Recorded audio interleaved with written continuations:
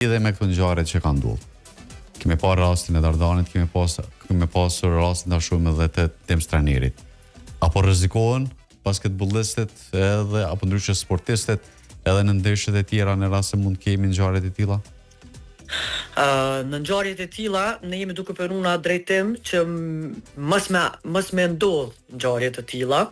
Pra për këtë arsye përmenda gjithë mobilizimin federat, klube, polici, sigurim privat,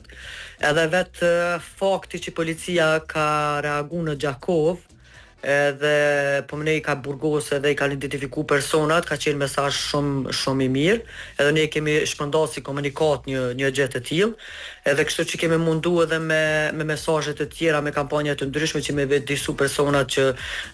mos me gjuhë në drejtim, mos me gjuhë fare, aq më pak në drejtim të sportistëve që për neve janë të shenjtë. Kur sulmohet tereni, na kemi fillu, tereni është i shenjtë për neve, kemi fillu me marrë masa dhe më të repta, kështu që e ceka dhe më herët, nëse ka më vazhdu dhe vetëm në ndeshje kështu atë federata ka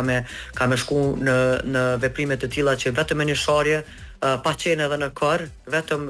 me fyrje, kanë me fillu mu spras palestrat. Por, sigurisht se nuk dëshiroj me arrit aty, sepse të gjitha klubet kanë investu me miliona euro, dhe federata një kosisht për me rrit nivelin e Procredit Super